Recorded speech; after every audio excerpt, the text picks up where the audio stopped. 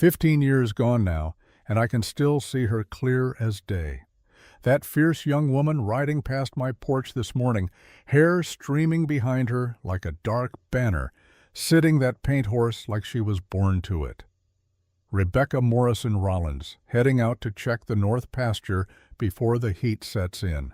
Her daughter Catherine rode beside her, just 13, but already showing that same wild grace her mama has. My granddaughter Emma watched them disappear over the rise. She's 16, full of questions about everything. "Grandmother," she said, settling into the chair beside mine, "who is that woman, really?" I poured us both coffee from the pot I keep warm on the porch rail. The morning was cool still, autumn coming on gentle across the Arizona territory. Good time for stories. "That's a question worth answering," I told her, "but it's not a short answer." Emma pulled her shawl tighter. "I've got time." I studied her face. Earnest, honest, ready to hear truth even if it's hard. That's when you know someone's ready for a real story. "You ask who Rebecca is," I said, "but that's not where the story starts. It starts with who she was, and who saw her when nobody else could." Emma leaned forward. "Tell me." So I did. I told her about the summer of 1884, the summer Clint Rollins rode into Red Valley for fence wire and came home with a girl the whole territory called untamable. The summer everything changed for all of us. "I was standing right here in this kitchen," I began, settling into the memory like an old coat. "Kneading bread, same as I do most mornings, but that day, I'd been in town, and I'd seen something I never thought I'd see again." Emma's eyes widened. "What?" "The Morrison girl," I said softly. "Alive." The heat that August afternoon pressed down on Red Valley like the hand of an angry god. It was the kind of heat that made smart folks stay indoors. The kind that shimmered up from the main street in waves, turning distant buildings into wavering mirages. The kind that made horses hang their heads and men move slow as molasses. But that day, the whole town gathered near the sheriff's office anyway. I'd come to town for supplies, flour, sugar, salt for the ranch. The usual run I made every 2 weeks. Ma Henley, that's what folks called me, though my given name is Martha. Been cooking for the Rollins family near 23 years by then. Raised Clint from a boy after his parents passed. The ranch needed me home by supper, but when I heard the murmurs rippling through the crowd, I stopped. Set my basket down on the mercantile steps. Walked closer. "They finally caught her," someone whispered. "The wild girl of Devil's Canyon." "Mean as a rattlesnake and twice as dangerous," another voice added. I pushed through the crowd, not polite-like, just pushed. Something in my chest had gone tight. Red Valley wasn't much to look at in those days. A main street of packed dirt, maybe 20 buildings, counting generous. Sheriff's office, courthouse, saloon, mercantile, a few others. Most built from whatever lumber folks could haul in, weathered gray by sun and wind. The people, though, they came from everywhere when there was a spectacle. I recognized most of the faces. Ranchers I'd known for years, townswomen I bought eggs from, working men who drank at the saloon on Saturday nights. All of them pressed close now, hungry for whatever drama was about to unfold. Some looked curious. Some looked eager. A few looked uncomfortable, like they knew they shouldn't be there, but couldn't make themselves leave. That's the thing about frontier justice.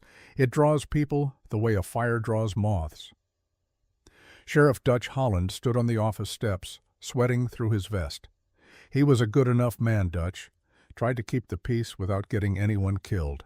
But he had that look about him now, the look of a man doing something he didn't quite believe in because the law said he had to. "Settle down, folks," Dutch called out. His voice carried, but it lacked conviction. "This is legal and proper under territorial statute." A few people muttered, most just waited. I found a spot near the side of the crowd where I could see. The sun beat down on my shoulders, sweat trickled down my back under my work dress. I should have left right then. Should have collected my supplies and headed home. But I didn't, because I'd heard the name they were whispering. Morrison. And I'd known the Morrisons. Clint Rollins stood at the very edge of the crowd, apart from everyone else the way he usually was. I spotted him easy. Hard to miss a man like Clint. Tall, broad-shouldered, weathered by 36 years of frontier life. He wore his hat pulled low like always, shadowing eyes the color of cold steel. He hadn't planned on stopping in town long, I knew. Just needed fencing wire and salt blocks for the cattle. Clint wasn't one for socializing. He'd bury himself in work from dawn to dark, speak when spoken to, and keep his own counsel the rest of the time. Been that way since he buried his sister Catherine 2 years back. But something had stopped him, same as it stopped me. The crowd, the murmurs, the wrongness of it all. I watched him, watching the sheriff's office door. His jaw was set tight. His hands hung loose at his sides, but I knew Clint's tells. The slight tension in his shoulders, the way he'd gone completely still. He was paying attention. Clint had that quality about him, quiet, but not weak. The kind of man who could gentle a wild horse or face down 3 armed men with equal calm. He'd been tempered by loss the way iron gets tempered by fire, came out harder, stronger, but also careful with his strength. His parents had built the Rollins spread with their own hands. Good people, both of them, died of fever within a month of each other in 1882. Then Catherine went the same way not 6 months later, despite everything Clint tried. 16 years old, bright as summer, gone. After that, Clint had changed. Became quieter, more distant. He ran the ranch well enough, treated his hands fair, kept his word.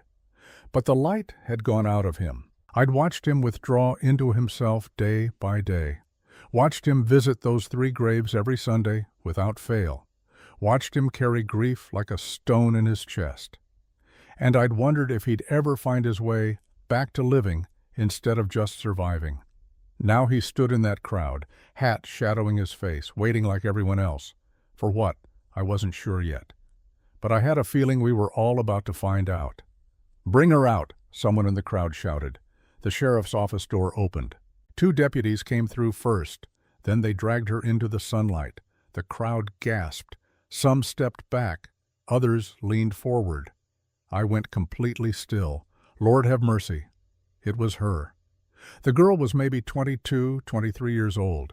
Hard to tell exactly. Suffering ages people, but I'd know those features anywhere. The shape of her face, the set of her jaw. Emily Morrison's daughter, little Rebecca. I'd last seen her when she was 4 years old at a church picnic. Sweet child. Used to follow her mama everywhere. Emily taught Sunday school, made the best apple pie in 3 counties, had a laugh like bells ringing.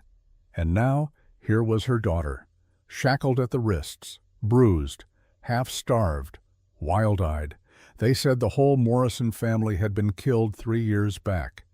Massacre up in the hill country, bodies burned, no survivors. But here she stood, alive. My hand went to my mouth. I wanted to cry out, wanted to push through the crowd and gather that girl in my arms, Emily's baby, alive after all this time, but I couldn't move, could only stare. She looked half feral, half angel. Her dark hair hung in tangles around her face, matted with dust and bits of grass. Dirt streaked her arms and face. A bruise bloomed purple along her left cheekbone. Her dress, what was left of it, hung in tatters around her knees. The shackles had worn her wrists raw. I could see dried blood on the metal. But it was her eyes that stopped me cold. Amber, bright, burning with defiance. She wasn't scared. She wasn't broken. She looked at that crowd like she expected them to come at her teeth first, and she was ready to fight every single one. "This here's the wild girl of Devil's Canyon," Deputy Collins announced, puffing up important-like. "Caught her stealing from the Hargrove camp 2 days ago, resisted arrest, bit 3 men who tried to restrain her." Someone in the crowd laughed nervously. Someone else spat. "She ain't right in the head," a woman near me muttered. "She's an animal," another voice agreed. "No," I thought, "she's a survivor." I looked at Clint. He was staring at the girl with an expression I couldn't quite read. His face had gone very still, very focused. Something was happening behind those gray eyes of his, some decision forming. The girl jerked against the deputy's grip. Her voice came out raw and fierce. "I ain't property," she shouted. "Touch me again, and I'll tear your throat out." The crowd rippled with shock, with fascination, with something darker. Dutch Holland cleared his throat, looking miserable. "Town council's decided she's too dangerous to keep in our jail," he said. "Territorial law allows us to auction her off to someone willing to take responsibility for her behavior." The words hit me like a fist. Auction.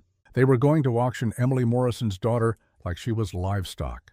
I wanted to scream, wanted to tell them all who she really was, that she had a name, a family, a history. But would it matter?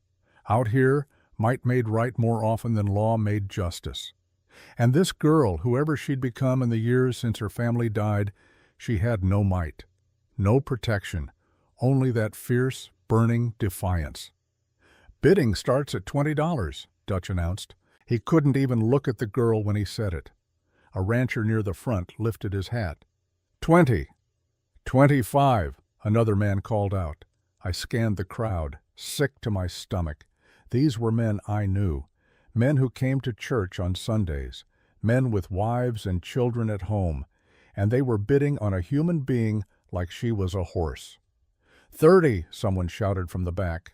The girl, Rebecca, though they didn't know that's who she was, she fought against the deputies again. Her voice cracked with rage. "I ain't crazy, I just ain't about to bow."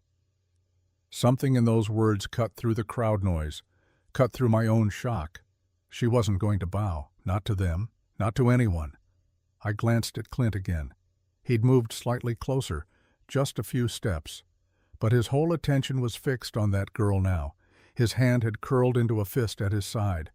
I knew that sign. Clint was angry. Deep down, cold angry. Then another man pushed through to the front of the crowd. Lyle Hargrove. My stomach turned over. Hargrove owned the big spread east of town.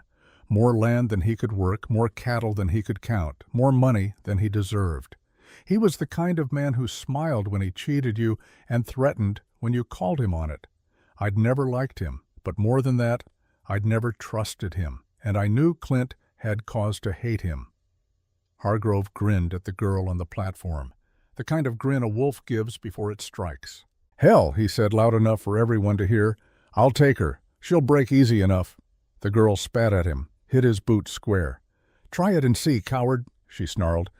The crowd roared with laughter, some of it genuine amusement, some of it ugly. Hargrove's smile didn't waver, but his eyes went cold. 35, he called out. 40, another rancher bid. 45, Hargrove countered. Each number made my chest tighter. Each bid was another link in a chain this girl would never break. I looked at her face, saw the exact moment something shifted behind those amber eyes. The defiance was still there, but under it, something else now. Exhaustion, resignation, the look of someone who'd fought so long and so hard and knew they were about to lose anyway. I'd seen that look before, in Clint's eyes, the day we buried Catherine. The look of someone giving up because there was nothing left to give. 50, Hargrove barked, and I'll pay cash today. The auctioneer, some clerk Dutch had dragged out to make this official, lifted his hand. $50. Do I hear any more? Silence fell over the crowd. The girl's breathing had gone fast and shallow. Her gaze darted from face to face, looking for something. Help, maybe. Mercy, she didn't find it. Her shoulders sagged just slightly, just enough that I saw it. She'd fought. Lord knows she'd fought.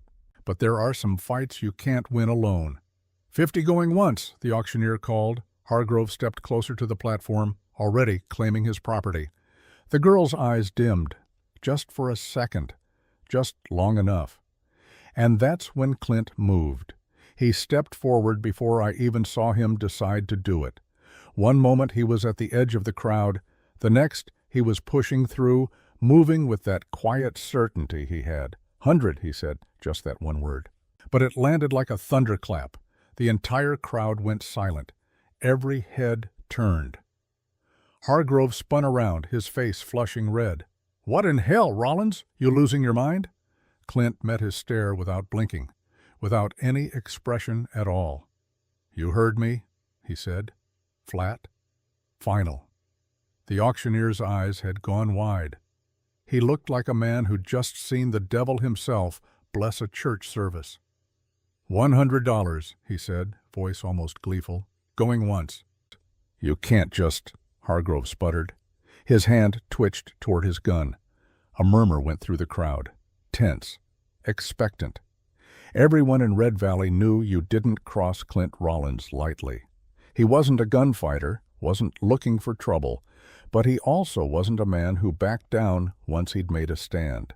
And he'd just made one. "100 going twice," the auctioneer called. Clint rested one hand on his belt buckle, not on his gun, just near it, a quiet warning. "Unless you'd like to go higher," he said to Hargrove, voice still flat, still calm. But there was something underneath it now, something that made Hargrove's eyes narrow. I held my breath. Half the crowd held theirs too. Hargrove's hand hovered near his holster. For a long moment, I thought he might actually draw, thought this might end in blood right there in the street. Then he seemed to remember where he was, how many witnesses were watching. His face twisted with rage, with something darker. "Hell with this," he snarled. "Take the savage. She'll slit your throat before sunup." He turned and shoved his way through the crowd. People scattered to let him pass. The auctioneer slammed his gavel against a wooden crate. "Sold to Mr. Clint Rollins for $100. The deputies started dragging the girl toward Clint. She fought them, kicked one hard in the shin, nearly broke free. "Let go of me," she roared. "I ain't going with nobody." Clint held up a hand. "Release her." Deputy Collins hesitated. "You sure, Rollins? She's liable to bolt. If she does, I'll deal with it." The deputies exchanged glances. Then one of them shrugged and pulled out his keys. The shackles came off with a sharp click. The girl jerked away instantly. Stumbled back a few steps, breathing hard. Her eyes darted like a cornered animal's, looking for an exit, looking for a weapon, looking for anything except mercy, because she clearly didn't expect to find it. Clint didn't move toward her, didn't reach for her, didn't try to touch her at all. He just stood there, quiet, patient. Then he asked one simple question, "What's your name?" The girl stared at him, suspicion written all over her face. "Why?" she shot back. "So you can own it too?" "No," Clint said. "So I know what to call the woman I just saved from hell." Something flickered across her face. Surprise. Confusion. Maybe the faintest hint of hope, though she tried to hide it. She swallowed hard. When she spoke again, her voice came out barely above a whisper. "Riley." Not Rebecca. Riley.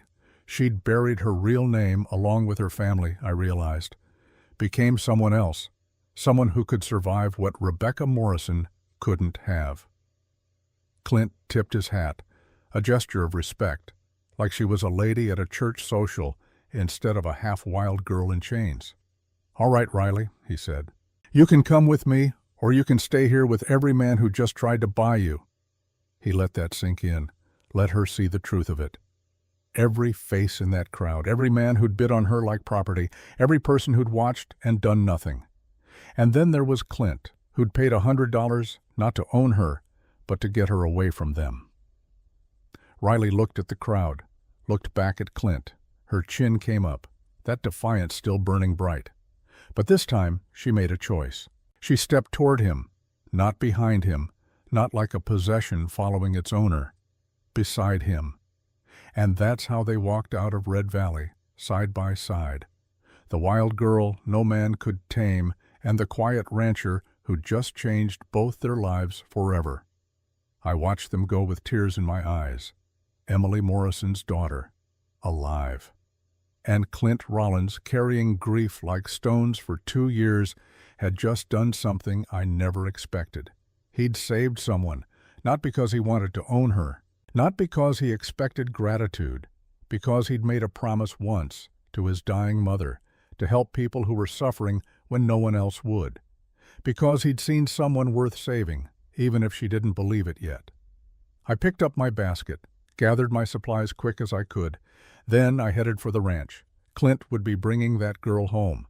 And when he did, she'd need food, clean clothes, medicine for those wrists. She'd need someone who knew how to gentle wounded things without breaking them further. She'd need someone who remembered her mother's apple pie and her Sunday school teachings. She'd need to know she wasn't alone anymore. I drove that wagon faster than I'd driven in years. The supplies rattled in the back. The sun beat down fierce and unforgiving. But all I could think about was getting home, getting ready, because Clint Rollins was bringing Emily Morrison's lost daughter back from the grave. And I'd be damned if I'd let that girl think she was still dead.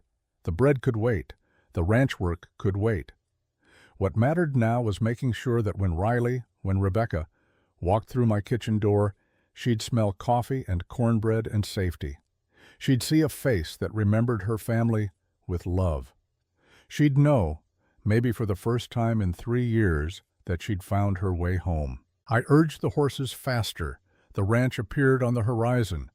And I started planning. Food, bandages, the spare room, Catherine's old room, where the light came in soft through lace curtains. A place where a wild girl could finally rest. A place where Rebecca Morrison could start remembering who she used to be. Behind me, Red Valley disappeared in dust. Ahead of me, everything was about to change, and I couldn't wait to see it. The ride out of Red Valley was quiet at first. Not the peaceful kind of quiet, the heavy kind.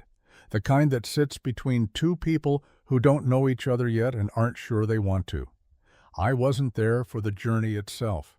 Clint told me about it later, piece by piece, the way he told most things, slow, careful, like he was handling something fragile. But I know my Clint, knew how he'd approach a wounded thing. So when I tell you what happened on that dusty trail between Red Valley and home, I'm telling you truth as sure as if I'd been riding alongside them. The sun had started its descent toward the horizon, throwing long shadows across the desert floor. The heat still pressed down, but not quite as fierce as midday. Small mercy. Clint kept his gelding at an easy walk. He'd given Riley the spare bay mare, the gentle one he always kept tied behind his wagon for emergencies. She rode it well, too well for someone who'd supposedly lived wild for years. That should have told him something right there. But Clint, he was never one to make assumptions out loud. Riley sat that horse like she expected an attack from every direction at once. Her shoulders stayed tight. Her eyes never stopped moving, scanning the horizon, the rocks, the scrub brush, looking for threats, looking for escape routes. Clint watched her from the corner of his eye, not staring, just aware. She was bone-tired, half-starved. Those wrists had to be hurting something fierce, but she sat tall anyway, refused to show weakness. He respected that. They'd ridden maybe 20 minutes when Riley finally spoke. "You going to stare at me all the way to wherever we're going?" Her voice came out sharp, defensive. Clint lifted one eyebrow, though she wasn't looking at him to see it. "Ain't staring," he said, "just making sure you don't fall off that horse." "I won't. You will if you pass out." "I said I won't." Her voice shook just a little on the last word, just enough for someone paying attention to hear. Clint nudged his gelding slightly closer. Not too close, just enough to be within easy talking distance. "We'll camp soon," he said. Riley stiffened. "Why, so you can tie me up while I sleep?" Clint was quiet for a moment. Then he said, calm as still water, "If I wanted to control you, I wouldn't have paid $100 to get you out of that pit." She glared at him then, really looked at him for the first time since they'd left town. "Then why did you?" The question came out like an accusation, like she was daring him to lie. Clint didn't answer right away. He took his time, guiding his horse around a rocky patch on the trail. The sky overhead had started shifting from blue to that deep purple that comes just before dark. When he finally spoke, his voice was quieter than before. "Because I saw a person worth saving." "Even if you don't believe it yet," Riley scoffed, turned away sharp. "You don't know nothing about me." "I know enough." She looked at him again. Something flickered across her face. Not quite trust. Not even close. But maybe the tiniest crack in her armor. Like the word had struck someplace tender, and she didn't know how to defend against it. They rode in silence after that. Clint found the camping spot just as full dark settled over the territory. An old cottonwood tree beside a shallow creek, the same place he always stopped on long trips to town. Water for the horses, shade for sleeping, good sight lines in case of trouble. He dismounted first, moved slow and deliberate, making sure she could see every motion. No surprises. Riley stayed mounted. Her knuckles were white on the reins. "This where you kill me?" she asked, half serious, half daring him to lie about it. Clint stopped mid-step, looked at her direct. "If I wanted to harm you, Riley, Red Valley would have let me. Nobody there would have lifted a finger to stop it." The honest truth of it hit harder than a shout would have. Her shoulders dropped just slightly. Then she slid out of the saddle, landing light despite her exhaustion. She kept distance between them, paced near the creek like a caged animal, testing the bars. Clint let her. No sudden moves, no commands. She was wild, and wild things needed space. He set up camp the way he'd done 1,000 times before. Started a fire, got the coffee pot on, pulled out jerky and hard biscuits from his saddlebag. Not much, but it would do. He tossed her a tin cup. "Water's clean. Drink." Riley caught it reflexively, stared at it like it might be poisoned. "I don't want anything from you," she muttered. "You want water." It wasn't a question. She did. Badly. Her lips were cracked from heat and fear. After a long hesitation, she crouched by the creek and dipped the cup. Drank deep. Then again. And again. While she drank, Clint caught sight of her wrists in the firelight. His hands stopped moving. Just for a second. Just long enough that if someone was watching close, they'd see it. The shackles had cut deep. Raw flesh. Old scars beneath fresh wounds. These weren't new injuries. She'd been restrained before, multiple times, for weeks or months. Something hot and angry coiled in Clint's chest. He'd seen men treat animals better than this. His hands shook slightly as he went back to arranging the camp. Just a tremor. But it was there. Riley noticed. Her eyes narrowed. "What's wrong with you?" she asked, suspicious. Clint looked down at his own hands, saw the shake, forced them still. "Nothing," he said. "Liar." He met her eyes across the fire. Decided right then that if she was going to trust him at all, it couldn't be built on lies. "Your wrists," he said quietly. "They made me angry." Riley blinked, like she hadn't expected honesty. "Why?" She sounded genuinely confused. "You don't even know me." Clint poured coffee, offered her a cup. She took it this time without argument. "I had a sister once," he said. The words came slow, careful, like he was handling broken glass. "Catherine. She was 16 when she died. Fever took her 2 years back." Riley watched him over the rim of her cup, waiting. "Before she died," Clint continued, "she made me promise something. Made me swear I'd help people who were suffering, people who had no one else to help them." He stared into the fire, seeing Catherine's face in the flames, hearing her voice weak with sickness. She said, "That's what being a good person means, not just taking care of your own, taking care of anyone who needs it, even when it costs you." The fire crackled. Somewhere in the distance, a coyote howled. Riley's voice came out softer than before. "That why you bid on me? To keep a promise to a dead girl?" Clint looked up, met her amber eyes direct. "I bid on you because when I saw you on that platform, I saw my sister. Not her face, but her eyes. That same look she had the day before she died." "What look?" "Like you'd fought as hard as you could, and you knew you were about to lose anyway." Riley's breath caught. She looked away fast.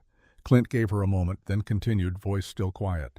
"Catherine died because nobody helped when they could have. A man rode past our ranch, saw we were sick. She begged him to fetch the doctor from the next town. He said no, said it wasn't his concern." His jaw tightened. "She died that night. And I've wondered ever since what kind of man sees someone dying and just rides on by." Riley was very still now, listening in a way that was different from before. "So when I saw you today," Clint finished, "I couldn't ride on by. Couldn't let another person suffer when I had the means to help.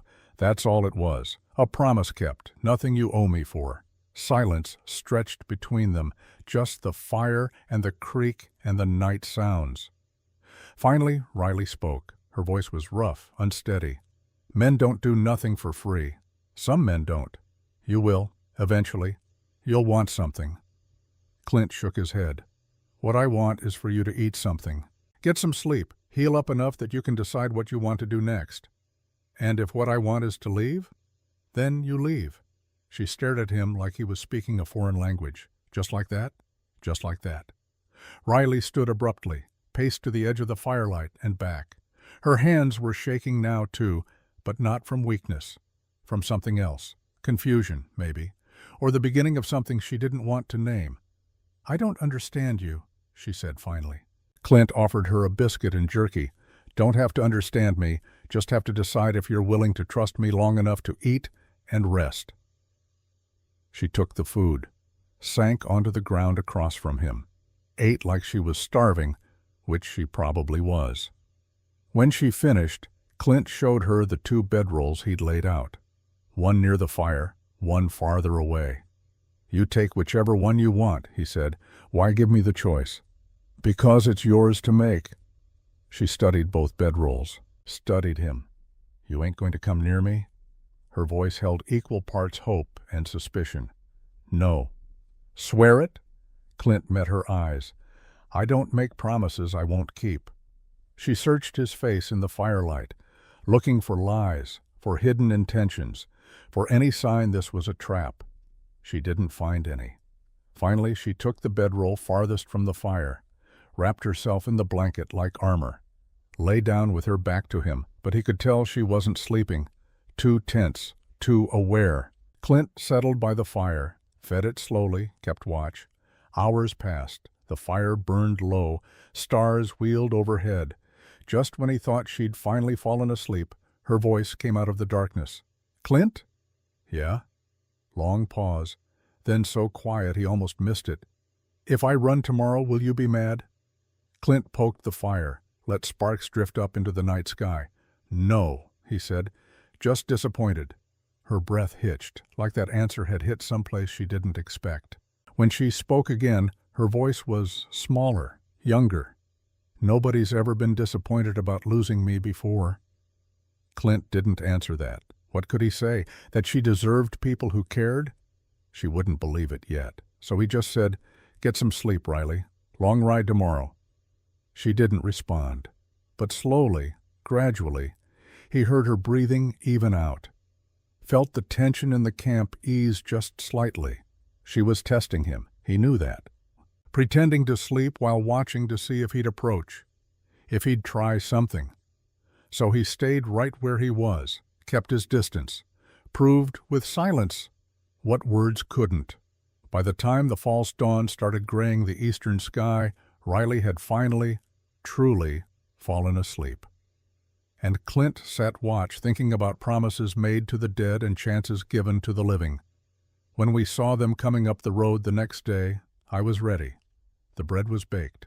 Coffee was hot. Clean clothes were laid out in Catherine's old room. I'd boiled water for washing and prepared bandages and salve for those wrists. Everything a body could need to start feeling human again. I stood on the porch, wiping flour from my hands, watching them approach. 2 riders, moving slow. Clint on his gelding, steady as always. And beside him, the girl, Riley. Though I knew her real name now, and it burned in my chest to keep it secret. Rebecca Morrison, Emily's daughter. Alive. They dismounted in the yard. Tom and Jesse emerged from the barn, both of them stopping short when they saw Riley. Tom's eyes narrowed. Jesse's went wide. "Boss," Tom said slowly, "you're back early." His gaze slid to Riley, took in her torn dress, her tangled hair, her defensive posture. "And you brought company." Clint helped Riley down from the mare. She flinched at the touch, but didn't pull away. Progress, I thought. "This is Riley," Clint said, voice level, calm. but with an edge that said he wasn't opening this up for discussion. "She'll be staying here." Tom's thick eyebrows shot up. "You sure about that, boss?" Riley stiffened instantly. Her hand twitched toward a weapon she didn't have anymore. She expected the insult, expected the threat, expected to be shoved away, her whole body prepared for a fight. Clint stepped between them, not aggressive, just present. "I'm sure," he said. Tom opened his mouth, looked at Clint's face, closed his mouth again. He'd worked for the Rollins family 20 years. He knew when an argument was already lost. "Yes, sir," he muttered. But his eyes stayed on Riley, suspicious, wary. I came down the porch steps then, drawing attention. "Well, don't just stand there like fence posts," I said, brisk-like. "Girl needs food and rest. Jesse, see to those horses. Tom, back to work. Clint, bring her inside." Command in my voice, the kind that came from 23 years of running this household. Riley looked at me then, really looked. Her amber eyes were sharp, searching. I met her gaze steady. Let her see I meant no harm. "Come on, child," I said gentler. "Let's get you cleaned up." Inside, the big kitchen smelled like coffee and cornbread and everything safe I could make it smell like. Riley stood just inside the door, looking around like a trapped animal, eyes cataloging exits, hands loose at her sides. I pushed a plate toward her, cornbread, beans, bacon. More food than I'd usually serve for a simple meal, but she needed it. "Eat," I said. She stared at the plate like it was a trap. "It ain't poisoned," I told her. "And even if it was, you're so hungry, it probably wouldn't matter. Sit, eat." She sat, but on the very edge of the chair, ready to bolt. Then hunger won out over caution, and she ate. Fast. Fierce, like someone might take it away. I poured coffee, set it by her elbow. Didn't hover. When she finished, I spoke quiet. "Riley, I need to dress those wrists. They're infected. You'll lose your hands if we don't treat them proper." "I'm fine." "You're not, and we both know it." She glared at me, testing. I didn't back down, just waited. Finally, she extended her arms, grudging, like she was doing me a favor instead of the other way around. I unwrapped the dirty rags someone had tied around the wounds, tried not to let my face show what I felt when I saw the damage underneath. Deep cuts, infection starting in the worst spots, scars on top of scars. This girl had been chained for a long time, longer than just the last few days. I cleaned the wounds gentle as I could. She hissed through her teeth but didn't pull away. "Who did this to you?"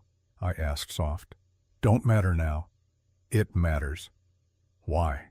You gonna go get revenge for me?" I met her eyes. "No, but I want to know who I should spit on if I see them in town." A sound escaped her, almost a laugh, almost. I wrapped her wrists in clean bandages, tied them secure, but not tight. "There," I said, "that'll do until Doc can look at them proper." "I don't need a doctor. Everyone needs a doctor sometimes." I stood, gathering the soiled bandages. "Now, you want a bath, or you want to sleep first?" Riley's eyes narrowed.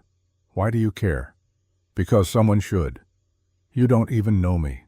I turned to look at her then, really look at her, and I made a decision. Right or wrong, I couldn't keep this secret. "I knew your mother," I said quietly. Riley went completely still, like she'd stopped breathing. "What?" "Emily Morrison. She was my friend, taught Sunday school, made the best apple pie I ever tasted, and she had a daughter named Rebecca who had eyes just like yours." The color drained from Riley's face. "Don't," she whispered. "Don't say that name." "Why not? It's who you are." "No." Her voice went hard, sharp. "That girl died with her family. I'm Riley now." "Rebecca." "I said don't." She stood so fast the chair scraped. "You don't know nothing. You didn't see them die. You didn't watch them burn. You don't get to say that name like it still means something." Her hands were shaking. Her whole body was shaking. I stepped closer, slow. "You're right," I said. "I didn't see. I didn't know you survived. But I knew your mama, and she would want someone to remember, someone to care." Riley's eyes were bright with something between rage and tears. Well, she's dead, so what she wants don't matter anymore.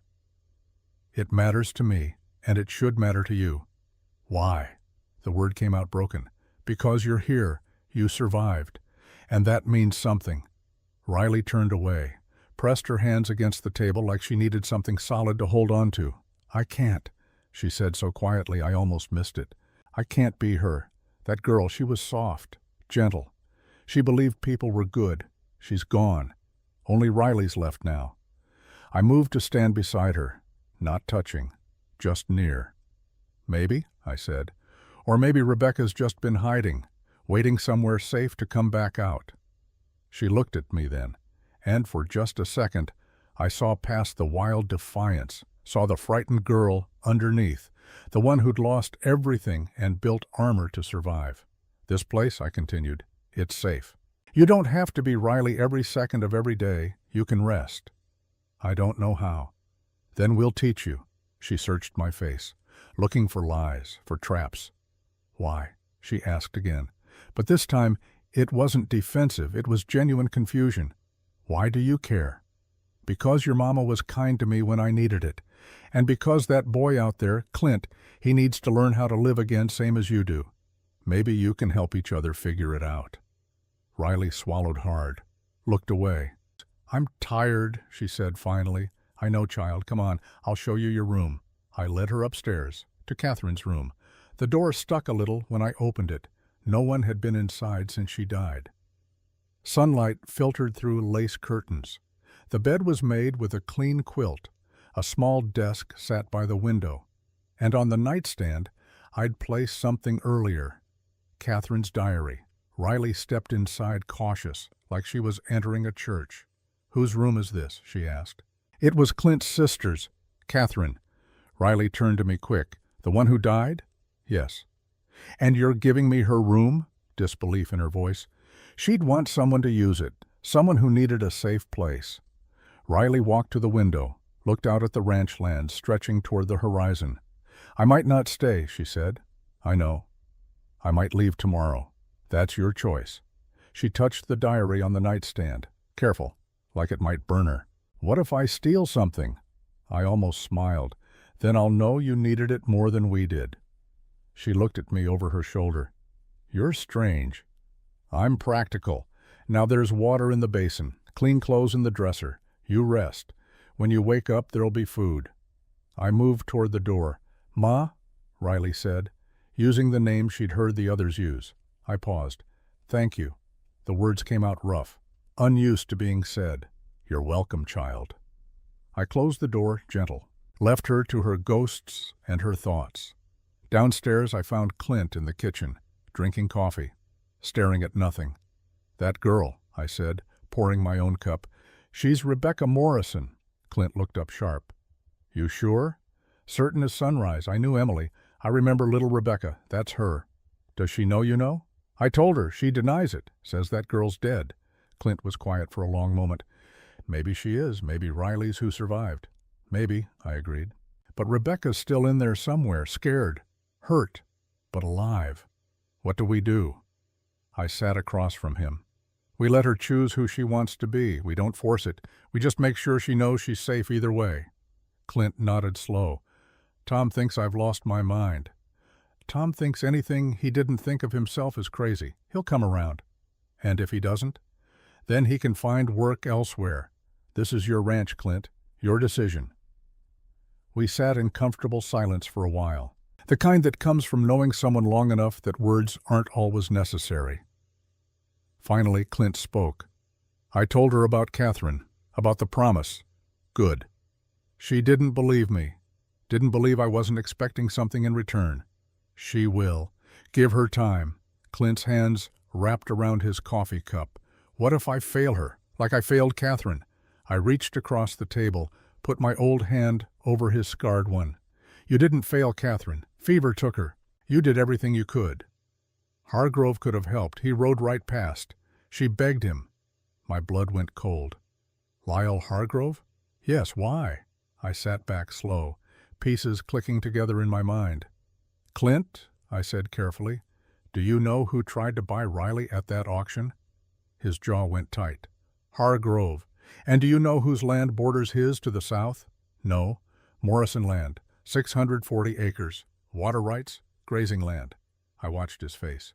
If Rebecca Morrison is dead or declared incompetent, that land goes to territorial trust, and Hargrove's been trying to claim it for 3 years. Clint stood up so fast his chair scraped. She's not just a wild girl to him. No, she's an obstacle, the only Morrison heir left alive. That's why he wanted her at the auction. If he owned her, controlled her, he could declare her incompetent, take the land legal-like. Clint's face had gone hard, cold, the way it got when he was truly angry. He killed her family for land, he said. Not a question. I don't know for certain, but 3 years ago the Morrisons died in a massacre. Officially, it was blamed on raiders, but there were never any arrests, never any real investigation. And Rebecca survived. Somehow. And he's been trying to finish the job ever since. We looked at each other, understanding passing between us. This wasn't over. Hargrove wouldn't just let this go. He'd come for her. We need to tell her, Clint said. Not yet. She's barely holding together as it is. Let her get steady on her feet first. And when Hargrove comes, I stood, straightened my apron. Then we make sure he knows she's not alone anymore. She's got us. She's got this ranch. And we don't give up our own. Clint nodded once, firm. I'll talk to Tom. Make sure he understands. Good. I'll keep an eye on the girl. Make sure she doesn't run before she's ready. We both knew the real fight was just beginning. But for now, for today, we'd given one lost soul a safe place to land. That would have to be enough. Riley slept through the afternoon and into the evening. When she finally came down for supper, she'd washed her face and changed into the clean clothes I'd left. They were Catherine's. Too big in some places, too small in others. But clean. Her hair was still tangled, but less so. She'd tried to braid it. The attempt was lopsided but genuine. Small steps. She sat at the table, ate the stew I'd made, didn't talk much. Tom and Jessie were there too. Tom still watching her, with suspicion. Jessie stealing glances with something like curiosity. Riley, Clint said during a lull, tomorrow, if you're feeling up to it, I could show you around the ranch proper. Let you get your bearings. She looked at him wary. Why? So you know where everything is, where the horses are kept, where the supplies are, where the boundaries run. In case I decide to steal something and run, in case you decide to stay and want to know your way around. Tom snorted into his stew. Riley shot him a glare. You got something to say? She challenged. Tom met her eyes. Just wondering how long before you prove me right. About what? About you being more trouble than you're worth. Riley's hands clenched. I ain't asked to be here. Your boss dragged me here. Saved you, more like. I didn't need saving. That why you were in chains? Tom, Clint said. Quiet, but with weight. That's enough. Tom set his spoon down. Boss, I gotta speak plain. This girl's dangerous, wild. You bring her here, you're putting all of us at risk. Risk of what exactly? Her stealing? Running off with the horses? Bringing trouble down on us? Riley stood up fast. I'm right here. You want to talk about me like I'm not even human. At least do it when I can't hear you. She turned and walked out. The kitchen door slammed behind her. Jessie winced. That went well. I shook my head at Tom. You're a damn fool sometimes. You know that? I'm being realistic, Ma. No, you're being scared. There's a difference. Tom's face colored. I ain't scared of some slip of a girl. Then act like it. Give her a chance to prove herself before you condemn her. Clint stood. Tom, walk with me. It wasn't a request. They went outside. I watched through the window as they stood by the barn. Clint talking low. Tom listening with his arms crossed. Whatever Clint said, it took a while, but by the end, Tom's shoulders had dropped. He nodded once, grudging but real. When they came back in, Tom looked at me. I'll give her a week, he said. See what she does with it. That's all I'm asking. Later, when everyone had gone to bed, I went looking for Riley.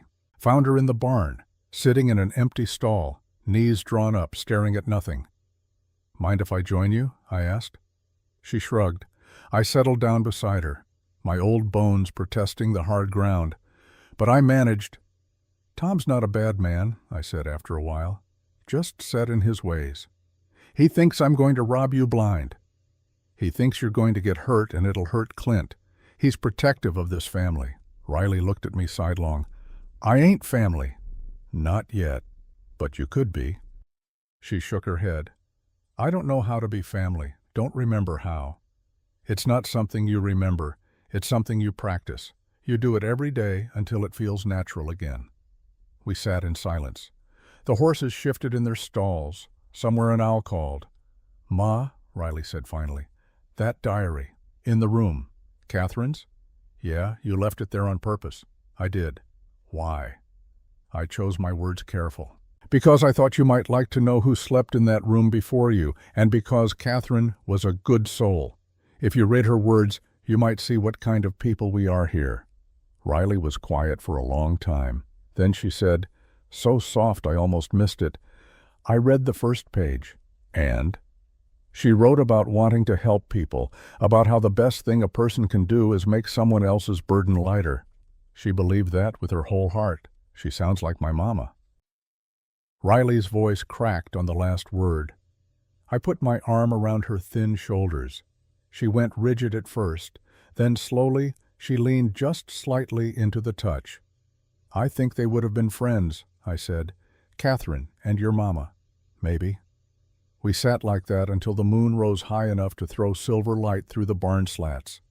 Then Riley spoke again, stronger this time. "Ma, I want to work, earn my keep." "You don't have to." "I do. I need to. I can't just take and give nothing back." I studied her face in the moonlight, saw the pride there, the need to prove herself. "All right," I said, "you work if that's what you need, but you rest too, and you let us help when you need it." "I don't need help. Everyone needs help sometimes, child. That's not weakness. That's being human." She didn't argue, but she didn't agree either. Small steps, I reminded myself, small steps toward healing. We went back to the house together. Riley went to her room. I heard the door close soft behind her, and I stood in the hallway, saying a prayer for Emily Morrison's lost daughter, asking for strength for all of us, because I had a feeling the easy part was over. The real test was still coming. The days that followed had a rhythm to them, not peaceful exactly, more like the careful dance between a wild thing and the people trying to show it was safe. 2 steps forward, 1 step back. Progress measured in breaths, not miles. Riley worked from dawn until her body gave out. And I mean worked. That girl threw herself into every task like she was trying to prove something, maybe to us, maybe to herself. She hauled feed sacks that made Jesse grunt with effort. She mended fence in the blazing sun without complaint. She gentle broke a skittish colt in half the time Tom said it would take. And she did it all with that fierce, burning determination that said she'd die before she'd be thought weak. Jesse watched her with something like awe. Tom watched with grudging respect that he tried to hide. Clint watched with concern he thought he was hiding but wasn't, and I watched them all, keeping the household running, making sure that girl ate enough and didn't work herself into the grave. It was the second Sunday she was with us when things shifted. Sunday morning came clear and bright, the kind of day that made you grateful to be alive despite everything the world threw at you. I was in the kitchen making breakfast when I noticed Clint wasn't at the table. "He's gone to the cemetery," Jesse said, coming in for coffee. "Does it every Sunday morning, talks to his folks." Riley had been sitting quiet in the corner, mending a bridle. Her head came up at that. "Cemetery?" she asked. "Family plot," I told her. "Up on the hill behind the house. His parents and sister are buried there." Something flickered across Riley's face. Curiosity, maybe, or recognition of grief that matched her own. She set down the bridle, stood. "I'll be back," she said, and walked out before I could ask where she was going. Jesse and I exchanged glances. "Should we?" he started. "No," I said, "let her be." Riley told me later what happened at the cemetery, not in so many words. Riley wasn't much for talking about feelings, But I pieced it together from what she did say and what I knew of both of them. She followed Clint at a distance, careful to stay quiet. Not spying exactly, just drawn there, like grief calling to grief. The cemetery sat on a small rise under a cottonwood tree. 3 graves, 3 simple wooden crosses, fresh wildflowers on each one, replaced every week. Clint stood there, hat in hand, speaking to the dead the way some folks speak to the living. Riley couldn't hear the words at first, but as she crept closer, his voice carried. "Found someone who needed help, Katie," he was saying, "like you would have wanted me to. She's fierce, scared, won't let anyone close. But she's trying. I can see her trying." He paused, like he was listening to an answer only he could hear. "I know you'd tell me to be patient. You always were the patient one. I'm doing my best, but I don't know if my best is good enough. Don't know if I can give her what she needs." Riley stepped on a twig. The snap echoed in the quiet morning. Clint turned, saw her standing there at the edge of the cemetery. For a moment neither of them moved. Then Clint did something that surprised them both. "Come on if you're coming," he said. Not angry, not dismissive, just inviting. Riley hesitated, then walked forward slow, like approaching a spooked horse. She stopped a few feet from the graves, read the names carved into the wood. Thomas Rollins, Margaret Rollins, Catherine Rollins. "Your family," she said quietly. "Yes." "How'd they die?" "Fever.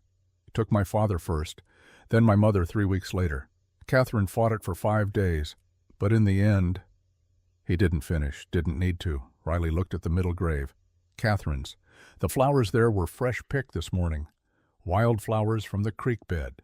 Yellow and purple and white. "You bring her flowers every week?" Riley asked. "Every Sunday." "Why?" Clint was quiet for a moment. "Because she loved wildflowers, and because it's the only thing I can still do for her." Riley understood that. The need to do something, anything, for the dead you couldn't save. "How long ago?" she asked. 2 years, 2 months, 19 days. The precision of it hit her. He counted every day, carried the exact measure of his loss. She knew that feeling too. "I lost my family," she said suddenly. Not planned. The words just came out. 3 years ago, Mama, Papa, my little brother Daniel, and me, I guess, the girl I was, died with them." Clint turned to look at her. Really look at her. "What happened?" he asked gently. Riley's hands clenched. Her jaw worked. For a moment, I don't think she was going to answer. Then she did. "Men came at night. We heard the horses. Papa told us to run. Mama grabbed Daniel and me. We ran for the canyon. Then the shooting started." Her voice had gone flat, empty, like she'd told the story so many times in her head that it had lost all emotion. "Papa fell first, then Mama. She was holding Daniel. They both. The bullet went through her and into him." Clint's face showed nothing, but his hands had tightened on his hat. "I kept running," Riley continued. "Made it to the rocks, hid, watched them burn our house, burn the bodies, heard them laughing." "Riley, I was 19, thought I was grown, thought I was strong, but I just hid in those rocks and cried like a baby while my family burned." She looked at Catherine's grave, then at him. "So when you talk about failing people, I understand. I failed the people who mattered most, and I got to live with that." Clint shook his head. "You survived. That's not failure." "Feels like it sometimes." They stood in silence. 2 people bound by loss, by guilt, by the weight of being the ones left behind. Then Riley did something that surprised even her. She knelt by Catherine's grave, touched the wildflowers gently. "She sounds like she was good," Riley said. "Your sister." "She was. Best person I ever knew. My mama was like that, always helping people, always seeing the best in everyone." Her voice caught. "Even when it got her killed." Riley stood, brushed dirt from her knees. Then she walked to the edge of the clearing where wildflowers grew in a patch of sun, picked a handful, brought them back and laid them on Catherine's grave beside Clint's offering. She didn't explain, Didn't say why, just did it. Clint looked at the flowers, then at her. "Thank you," he said quietly. Riley nodded once, started to walk away. "Riley?" Clint called. She stopped, looked back. "Do you think—" he hesitated. "Do you think they know? The dead. Do you think they know we're trying?" Riley was quiet for a long moment. "I hope so," she said finally, "because that's all we got left. Trying, and hoping it matters." She walked back toward the house. Clint stayed at the graves a while longer, but something had shifted between them, some understanding that went deeper than words. They were both trying to honor the dead by helping the living. Maybe that was enough. It was the third week when Dr. Samuel Warren came to the ranch. I'd sent word through Jesse that we needed him to look at Riley's wrists. The infection had gotten better with my treatments, but I wanted proper medical attention to make sure.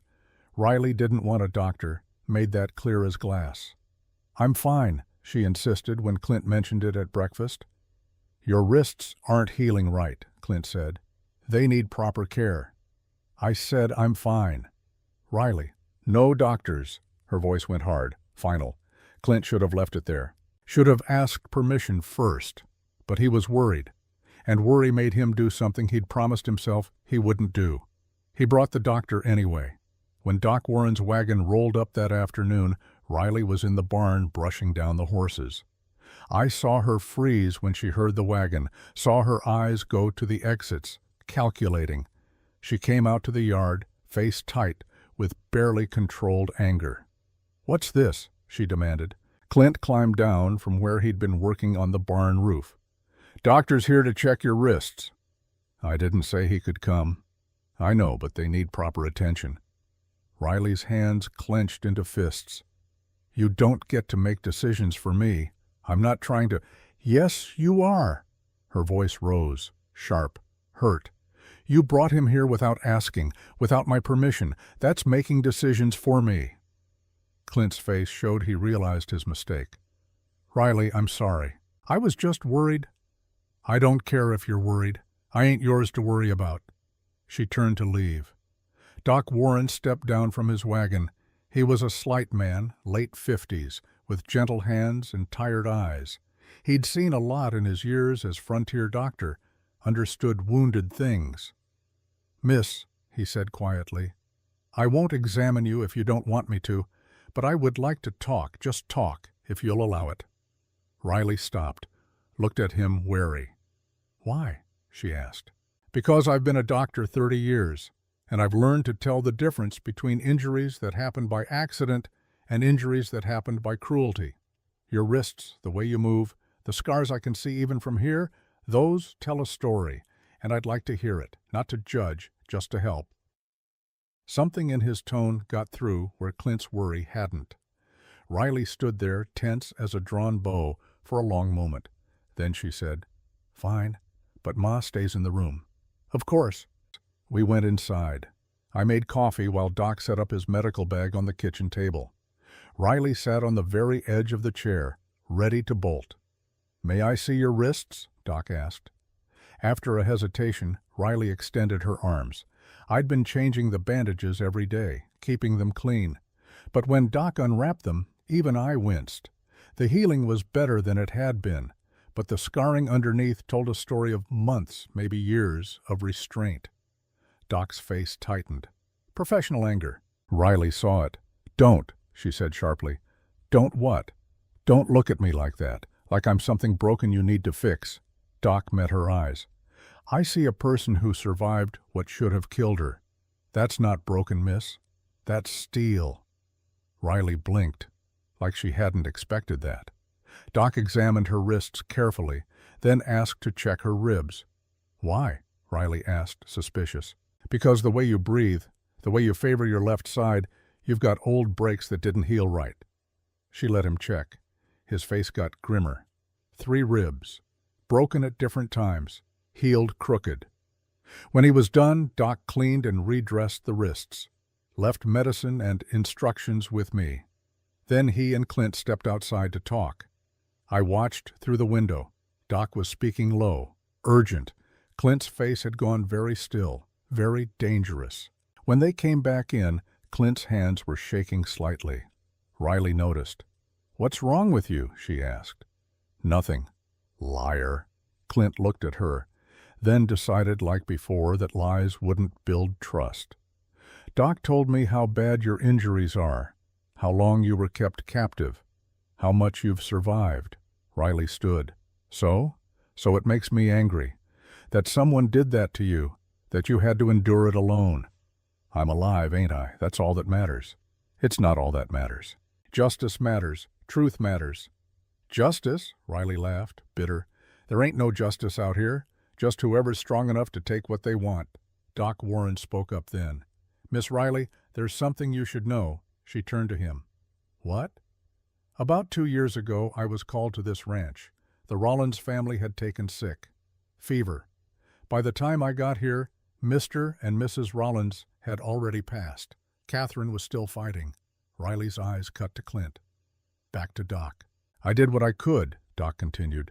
"But the fever was too advanced. If I'd gotten here sooner, maybe—" "What's this got to do with me?" Riley asked. Doc looked at Clint. "Should I tell her?" Clint nodded once, jaw tight. Doc turned back to Riley.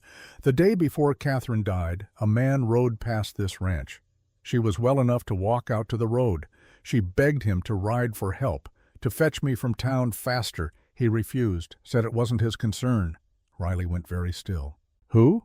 "Lyle Hargrove." The name hit the kitchen like a gunshot. Riley's face drained of color. "Hargrove? You know him?" Clint asked. "Know him?" Riley's voice shook. "He's the one who killed my family." The silence that followed was absolute. Doc Warren stood. Clint gripped the edge of the table. I felt my blood go cold. "What?" Clint's voice came out barely above a whisper. Riley was shaking now, but not with fear, with rage. "Lyle Hargrove. I saw his face that night. Him and 5 of his men. They rode up to our house. Papa went out to talk to them. They shot him. Mama screamed. They shot her too. Burned everything." "You're sure it was Hargrove?" Doc asked. "I'm sure. I hid in the rocks and watched. Watched him walk through the ashes. Watched him laugh. Heard him say, 'One less squatter family claiming land that ain't theirs.'" Clint's hands had curled into fists, his knuckles white. "Your family's ranch," he said. "Morrison Ranch. It borders Hargrove's land." "Yeah. He wanted our water rights, our grazing land. Papa wouldn't sell. So he killed them," I said quietly. "And took it." Riley nodded. "He tried to kill me too. His men caught me 2 weeks later, kept me in a root cellar on his property for months. When they got tired of that, they were going to sell me across the border. I escaped during transport. Lived in the canyon ever since. Pieces fell into place in my mind. Horrible, terrible pieces." "That's why he wanted you at the auction," I said. "If he owned you legally, he could declare you incompetent. Say you were insane from living wild. Then the land would revert to territorial trust. And he could buy it legal," Doc finished. "Cover his original crime with paperwork." Clint stood so fast his chair fell over. "Where are you going?" I asked. "To kill him." "Clint?" "No, he killed her family." Clint's voice was ice. "He let Catherine die. He's a murderer, and he's walking free." Riley stepped in front of him. "You can't. Watch me." "I said you can't." She pushed against his chest. "You go after him now, you'll hang. And then where does that leave me? Alone again. That what you want?" Clint looked down at her, the rage in his eyes meeting the fear in hers. Slowly, slowly, the fury banked down to something colder, more controlled. "What do you want me to do?" he asked. "I want you to help me take back what's mine. Legal. So he can't touch it ever again." Doc Warren nodded. "The girl's right. We need evidence. Testimony. A legal case." "He's too powerful," Riley said. "Too rich. No one will believe me." "I will," Doc said. "I'll testify about your injuries, about what I know." "And I'll tell what Hargrove did to Catherine," Clint added. "Let people know what kind of man he is." I stood. "And I'll tell them who you really are, child. Rebecca Morrison, last heir to the Morrison Ranch, rightful owner of that land." Riley looked at all of us. "You'd do that? Risk going against Hargrove for me?" "You're not alone anymore," Clint said. "We're with you, whatever comes." For the first time since I'd met her, Riley's eyes filled with tears that weren't from rage or pain. "I don't know how to do this," she whispered. "Don't know how to fight him legal." "Then we'll figure it out together," I said. That evening, after Doc had left with promises to gather evidence, Riley disappeared. I found her in the barn later, sitting in the same stall where we'd talked before. But this time, she wasn't staring at nothing. She was holding Catherine's diary. "Been reading it," she said when I sat down beside her. "And?" "She writes about wanting to help people, about how the best thing you can do is make someone else's burden lighter." Riley's voice was thick. "That's what my mama used to say. Word for word, good people think alike." Riley turned a page. "Catherine wrote about Hargrove too, about a month before she died. She wrote, 'That Hargrove man rode past again today. Papa says to stay away from him. Says there's something cruel in his eyes.' She saw it too. She was perceptive. She also wrote—" Riley stopped, swallowed hard. "She wrote about hoping to meet someone someday who understood what it meant to care. Someone who'd choose kindness when the world chose cruelty." She looked at me. "That's what Clint did when he bought me. He chose kindness." "Yes. And now Hargrove's going to come for him, for all of you, because of me." I put my arm around her. This time she didn't resist, just leaned into it. "Child, Hargrove was always going to be trouble. Better to face him with you beside us than to let him keep winning." "I'm scared," Riley admitted. So quiet I almost missed it. "I know." "What if we lose? What if he takes everything again? Then we lose together, and we pick ourselves up and try again. That's what family does." Riley looked at me. "I ain't family." "You are if you choose to be." She was quiet for a long time. Then she said, "Ma, I need to tell you something." "All right." "My name, my real name, it's Rebecca Morrison." Even though I knew, hearing her say it brought tears to my eyes. "I know, child. I've known since I saw you in Red Valley." "You did?" "Your mama was my friend. I knew you when you were small. Those eyes, that face. You're Emily's daughter through and through." Rebecca, not Riley now, started crying, really crying, the kind of tears that have been held back too long. "I miss her," she sobbed. "I miss her so much. And Papa, and Daniel. I miss who I was before. I miss feeling safe." I held her while she cried. Let her finally grieve properly. Let her be the girl she'd had to stop being to survive. "I know," I murmured. "I know, sweetheart. But you're safe now. You're home." "This ain't my home." "It can be, if you let it." She cried herself out eventually. Sat there in my arms like the child she'd been forced to stop being. Then she pulled back, wiped her eyes. "Ma, I want to fight. Want to take back my family's land, but I don't know how. We start by claiming your identity, legally. Then we file for your inheritance. Hargrove will fight it. Let him. We'll fight back." Rebecca looked at the diary in her hands, then at me. "If I do this, if I become Rebecca Morrison again, I can't go back to being Riley." "Why would you want to?" "Because Riley's strong. Riley survived. Rebecca was soft, weak. Rebecca got her family killed." I took her face in my hands, made her look at me. Rebecca Morrison was a child who survived a massacre. She lived in a canyon alone for 3 years. She fought off men twice her size. She never gave up. She's standing here right now, ready to fight for justice. I held her gaze. "That's not weak, child. That's the strongest thing I've ever seen." Rebecca's breath hitched. "You want to honor your family?" I continued. "Honor them by being who you are. Rebecca and Riley. The girl who was loved and the woman who survived. Both of them matter. Both of them are strong." She nodded slowly. "Okay. Okay. I'll do it. I'll claim my name, my land, my family's legacy." I smiled. "That's my girl." We sat there a while longer. Then Rebecca stood.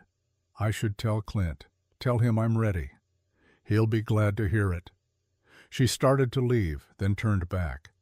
"Ma, thank you for remembering my mama, for not letting me forget."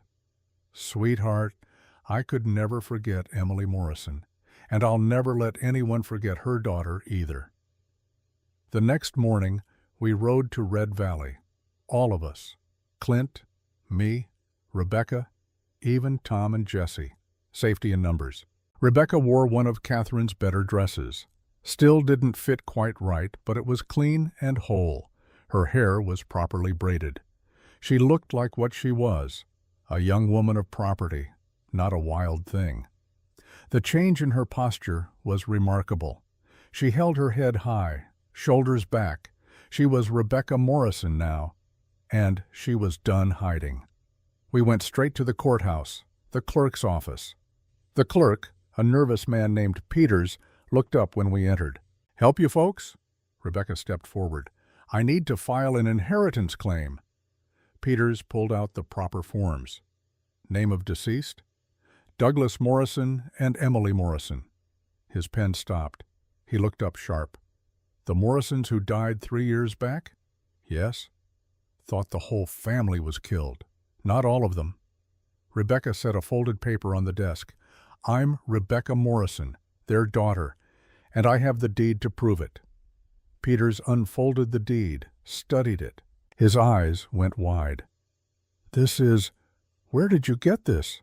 "It was my father's. I've kept it safe." "But you're the girl Rollins bought at auction last month." "He didn't buy me. He saved me, and now I'm claiming what's rightfully mine." Peters looked from the deed to Rebecca to Clint to me, clearly unsure what to do.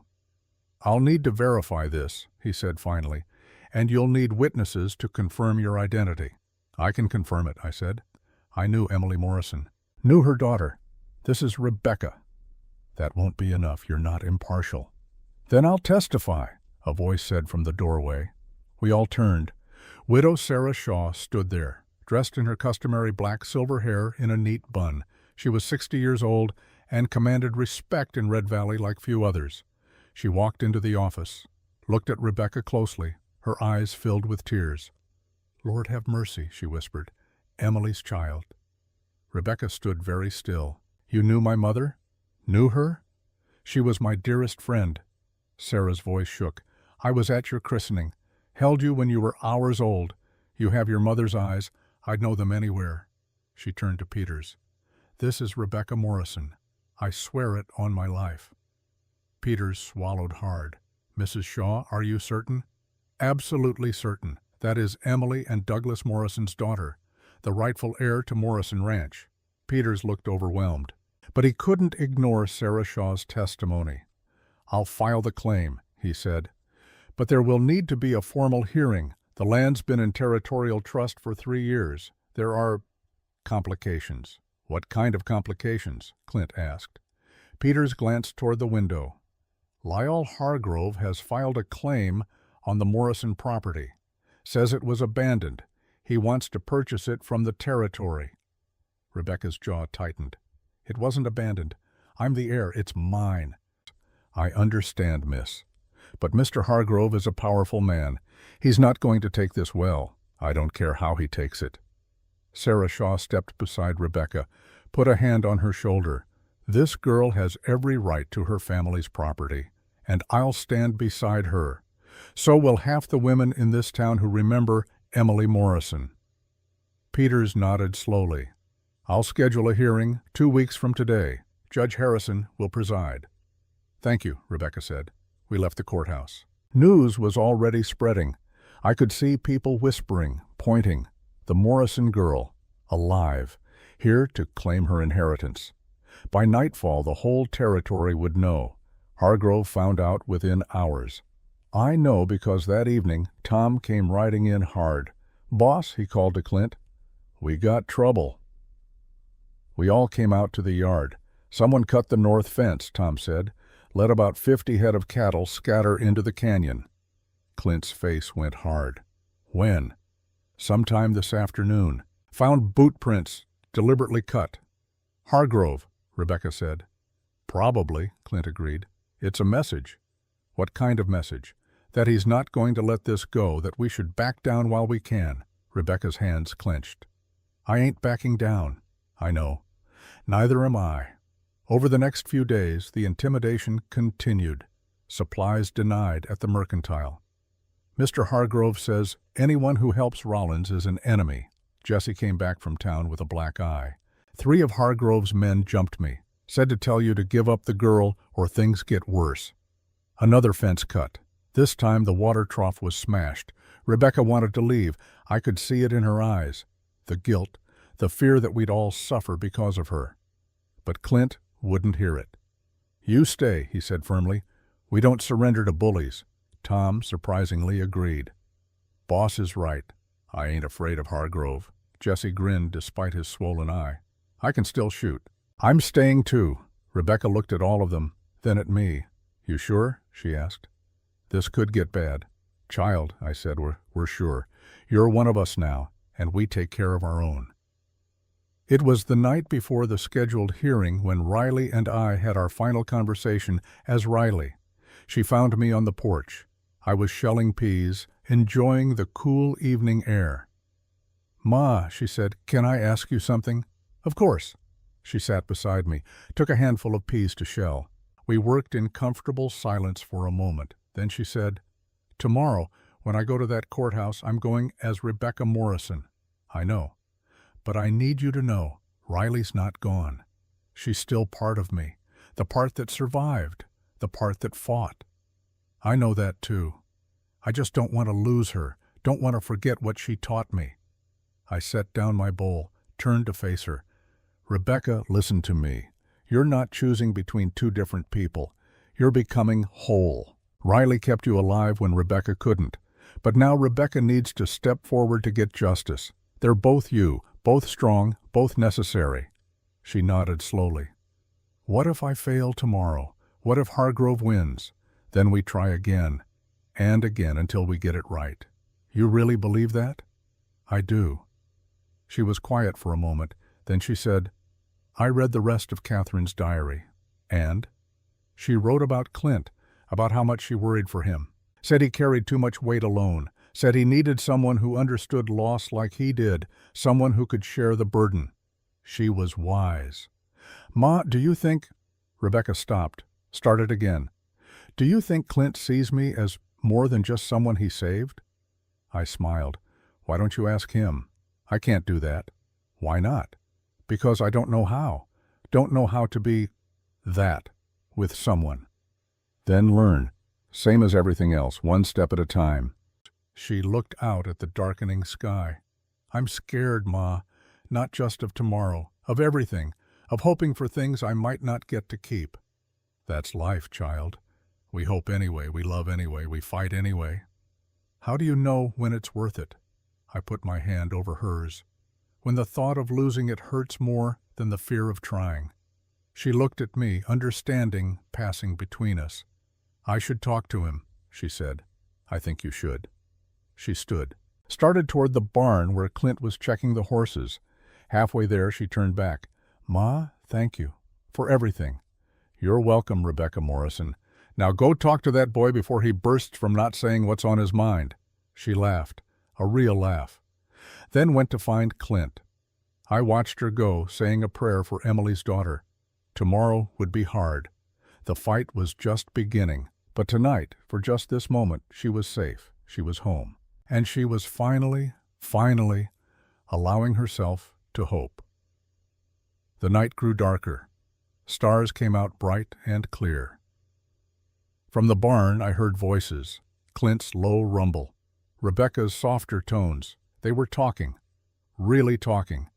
And I knew, the way you know some things in your bones, that everything was about to change. Tomorrow, Rebecca Morrison would walk into that courthouse and claim her birthright. Tomorrow, Hargrove would show his true colors. Tomorrow, the real battle would begin. But tonight, 2 wounded souls were finding each other in the darkness. And that, I thought, was worth every risk we were about to take. I gathered up my peas, went inside to prepare. There was work to do, a fight to plan for, and a family to protect. The courthouse was packed on hearing day.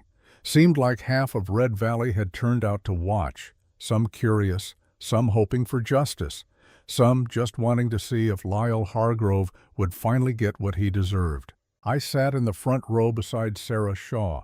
Rebecca sat at the plaintiff's table with the lawyer Clint had hired from Tucson, a good man named Webster who specialized in land claims.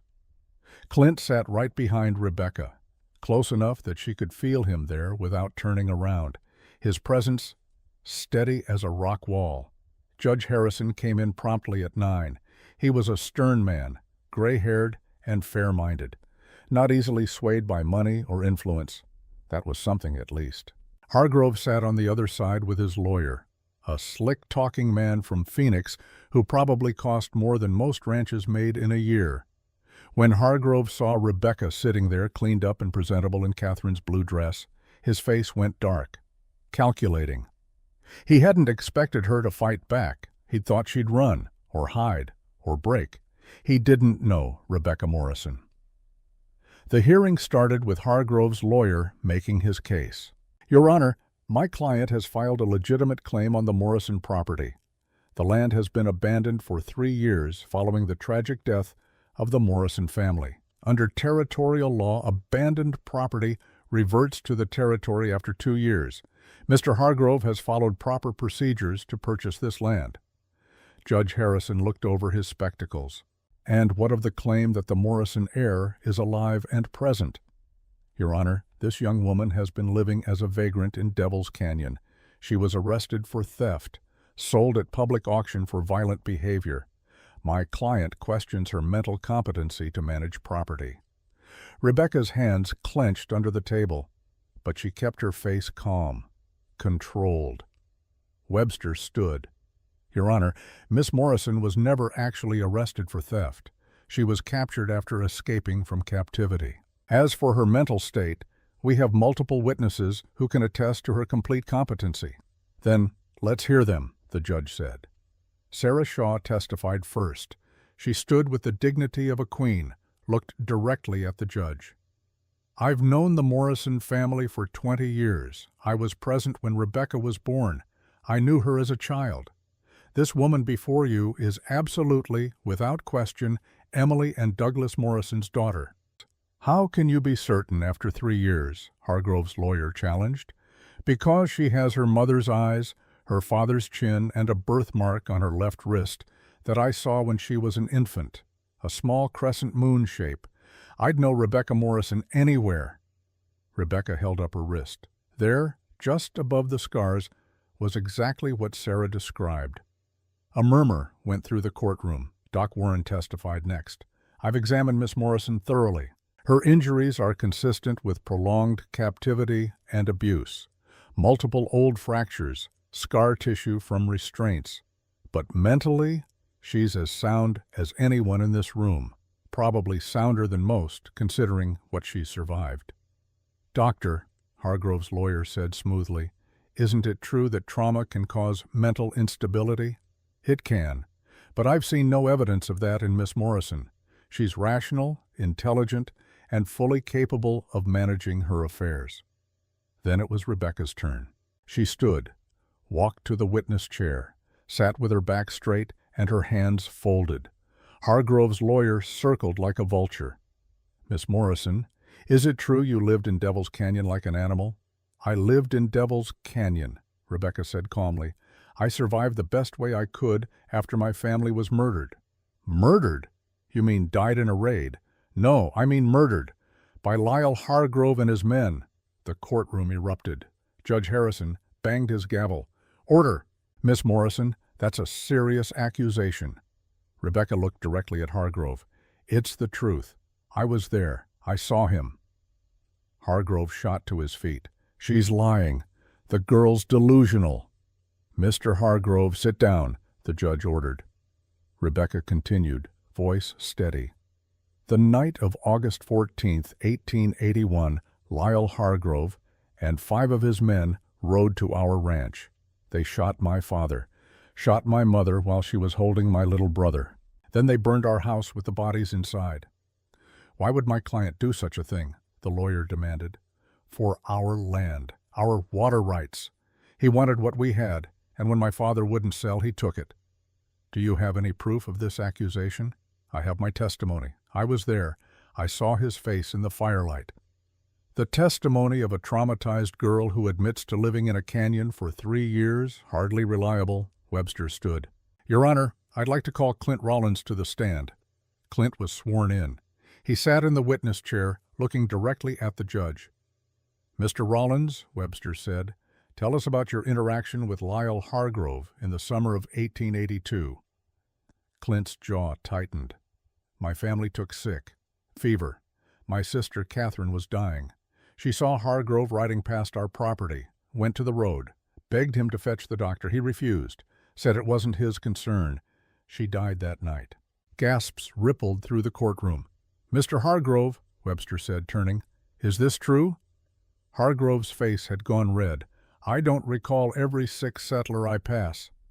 You don't recall a 16-year-old girl begging for help? It's not my responsibility to show basic human decency? Webster's voice cut sharp. To save a life when you could? Judge Harrison leaned forward. Mr. Hargrove, did you or did you not refuse to help the Rollins family? Hargrove's lawyer jumped in. Your Honor, this is irrelevant to the land claim. I disagree, the judge said. It speaks to character, and character matters when we're discussing whether this man should be allowed to profit from another family's death. Mr. Hargrove, answer the question. Hargrove stood slowly. His face was a mask of barely controlled rage. I didn't help the Rollins girl. I had business to attend to. That doesn't make me a murderer. No, Rebecca said, standing. Killing my family makes you a murderer. You have no proof. I have my eyes. I have my memory. I have the fact that you tried to keep me captive after the massacre, that you were going to sell me across the border to hide what you'd done. Lies. All lies. Doc Warren stood. Your Honor, I have testimony from a patient I treated 2 years ago, a man who worked for Hargrove. He was dying, gunshot wound. In his final hours, he confessed to being part of the Morrison massacre. Said Hargrove ordered it. Said Hargrove wanted the land. That's hearsay, Hargrove's lawyer shouted. It's a deathbed confession, Webster countered, admissible in territorial court. The judge sat back, considered. I've heard enough, he said finally. Miss Rebecca Morrison has proven her identity to my satisfaction. Multiple witnesses have confirmed her competency. The land claim is valid. He looked at Hargrove. As for the accusations of murder, I'm ordering the territorial marshal to investigate. If there's evidence, you'll stand trial. Hargrove's face went white with fury. Furthermore, the judge continued, the Morrison Ranch, all 640 acres, is hereby restored to its rightful owner, Rebecca Morrison. The gavel came down. Rebecca swayed. Clint was there in an instant, steadying her. You did it, he said quietly. You won. She looked up at him, tears streaming down her face. I got it back. My family's land. They didn't die for nothing. Sarah Shaw embraced her. I embraced her. Even Tom, gruff Tom, nodded with respect. We'd won. But Hargrove's eyes, as he left that courthouse, promised this wasn't over. We celebrated quietly that night at the ranch. Tom broke out the whiskey he'd been saving. Jessie played harmonica. Sarah Shaw had brought a pie. Real celebration food. Rebecca sat at the head of the table, in the place of honor, looking dazed but hopeful. What happens now? She asked. Now, Clint said. We survey the land, see what needs rebuilding, make a plan. It's a lot of work for one person. Clint looked at her steady. Good thing you're not one person. You've got all of us. I can't ask you to. You're not asking. We're offering. Rebecca's eyes filled again. I don't know how to thank you. Then don't. Just let us help. Later, when the others had gone to bed, Rebecca and I sat on the porch. Ma, she said, I'm scared. Of what? Of losing this, of waking up and finding it was all a dream. I took her hand. It's real, child. The land is yours. The future is yours. You get to decide what comes next. What if I decide wrong? Then you learn and try again. That's all any of us can do. She was quiet for a long moment. Then she said, I want to rebuild the house on my family's land, make it a home again. That's a fine plan, but I don't want to live there alone. I smiled. Then don't. She looked at me. You think Clint would? I think Clint Rollins has been falling for you since the day he saw you fight back on that auction platform. I think he's just been waiting for you to be ready. I don't know if I know how to be that with someone. You'll learn, same as everything else. She nodded, stood. I should talk to him. I think you should. She found him in the barn.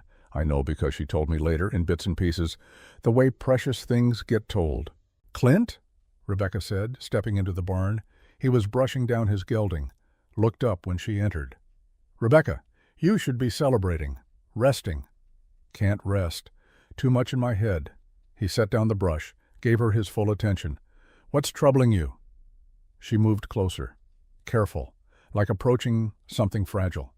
I've been thinking about the ranch, my family's ranch. It's yours now, free and clear.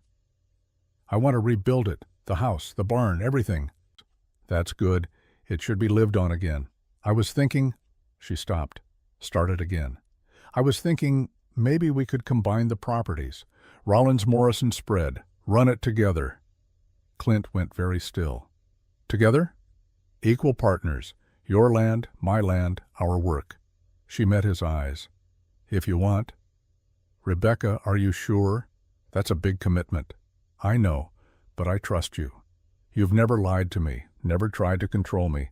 You just saw me, the real me, wild and scared and broken. And you didn't try to fix me, you just gave me space to fix myself. Clint's voice came out rough. You were never broken. I was. I am. But I'm healing. And part of that healing is learning to trust again, learning to let people in. She stepped closer. I want to let you in, Clint, if you'll have me. He reached out, took her hand gentle. I'd be honored. I don't know how to be a wife, don't know how to be soft or gentle or whatever men expect. I don't want soft or gentle. I want you, exactly as you are. Even the wild parts, especially the wild parts. She let out a breath she didn't know she'd been holding. Then yes, she said, let's build something together, a ranch, a life, a future. He pulled her close, held her careful, like she was precious. And for the first time in 3 years, Rebecca Morrison felt completely, utterly safe. But safety, as we all know, can be fleeting. 2 nights later, Jesse came running to the house. Boss, Tom, fire! We all rushed out. Orange light flickered from the direction of the north pasture. The hay barn, Clint said. Someone set the hay barn on fire. We ran, all of us, grabbed buckets, formed a line to the creek, but we were too late. The barn went up like kindling, too dry, too fast. And in the light of the flames I saw them. 5 riders, watching from the ridge. Hargrove and his men. Clint saw them too. His hand went to his gun. No, Rebecca said, grabbing his arm. That's what he wants, for you to draw on him. Then he can claim self-defense. He's burning our property, and we'll report it, legal, like we've been doing. The law moves too slow. Then we move faster, but we do it right. Tom and Jesse managed to save the surrounding buildings, but the hay barn was a total loss. $3,000 in hay. Gone. As dawn broke, the riders disappeared. But their message was clear. Hargrove wasn't done, not by a long shot. It came to a head 3 days later. We were working on the Morrison property, surveying what needed to be done, making plans. Rebecca stood where her family's house had been. Just the foundation stones remained. We'll build it back, Clint was saying. Better than before. That's when the riders appeared. 8 men this time, Hargrove leading them. They spread out in a line, blocking the road back to Rollins Ranch. That's far enough, Clint called out. Hargrove smiled. Cold. Cruel. This is still my land, Rollins. Court says different. Court can say whatever it wants. I've held this land 3 years. I'm not giving it up to some wild girl who should have died with her family. Rebecca stepped forward. But I didn't die, and this is my land now. You need to leave. Or what? You'll shoot me? In front of witnesses? No, Rebecca said calmly. I'll have you arrested for trespassing, for arson, for murder, and I'll watch you hang. Hargrove's smile vanished. You think you've won, but you haven't. I'll burn you out, drive you out, whatever it takes. Then you'll hang for it, Clint said. Hargrove's hand moved toward his gun. Time seemed to slow. Rebecca's hand was faster. She drew the pistol Clint had given her, aimed it steady at Hargrove's chest. "Don't," she said, voice like iron. "Don't give me a reason." Hargrove froze. "You wouldn't dare." "I watched you kill my family. I spent months in your root cellar. I survived 3 years in a canyon eating whatever I could catch.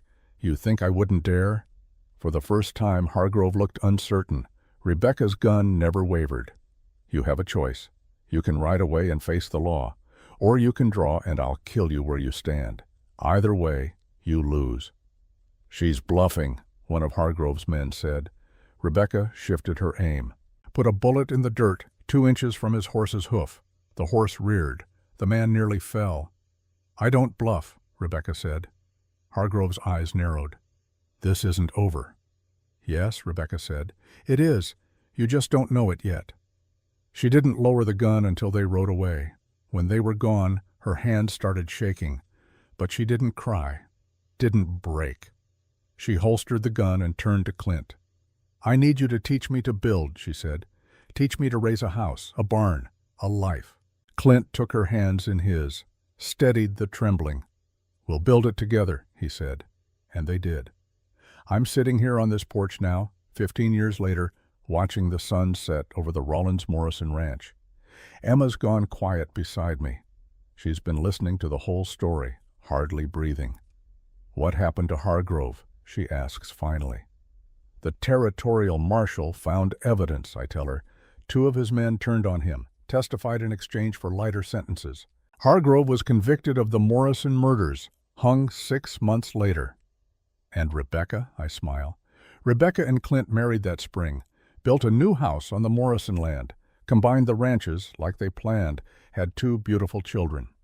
Catherine and Thomas," Emma says. "I've met them. Named for the dead," I say, "to honor them, to remember them, to prove that love doesn't end just because life does." I see riders coming up the road. Rebecca and Catherine, back from checking the north pasture. They dismount in the yard.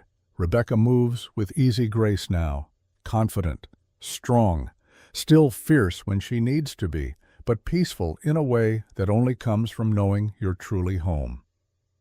Clint emerges from the barn. His hair's grayer now, face more lined. But when he looks at Rebecca, his eyes still hold the same quiet devotion they did that first day. She goes to him. He puts his arm around her shoulders. She leans into him. Equal, partners, side by side. "Did they live happily ever after?" Emma asks, the way young people ask, wanting fairy tales. I consider the question. "They lived," I say finally. "Some days were happy, some were hard. They fought, they struggled, they lost crops and cattle and sometimes their tempers, but they never lost each other. And that child is better than happily ever after. That's real." Rebecca sees us on the porch, waves. I wave back. "Come on," I tell Emma. "Let's get supper started. Whole family's coming tonight." We go into her, but through the window I can still see them. Clint and Rebecca. Standing in the yard they built together. On the land they fought for together. 2 people who'd lost everything and found each other in the ruins. 2 people who'd been so broken they didn't think they could heal. But they had. Not because someone fixed them, not because someone tamed them or controlled them or made them into something they weren't. They healed because someone saw them, truly saw them, scars and all, wild and wounded, strong and scared, and said, "You're enough, just as you are. You're enough. That wild girl no man could tame. She didn't need taming. She needed to know she was worth saving. And once she knew it, once she felt it in her bones, she became something even stronger than wild. She became free, free to choose, free to stay, free to love, free to build, free to be exactly who she was meant to be. And the quiet rancher who'd been so lost in grief he'd forgotten how to live, he learned that saving someone else can save yourself too. That keeping promises to the dead means living for the living. That love isn't about control or ownership or making someone into what you want them to be. It's about seeing who they are and standing beside them while they become more of it. That's the story I told Emma that autumn day. The story of how Rebecca Morrison came home. How Clint Rollins learned to live again. How a wild girl and a broken man built something worth fighting for. Not a fairy tale, something better, something real, something true. And as the sun sets over the land they've tended together for 15 years, as their children play in the yard where fear and grief once stood, as smoke rises from the chimney of the house they built with their own hands, I know that some stories don't end, they just keep growing, like wildflowers on graves, like hope in hard ground, like love that's earned, not given, like home.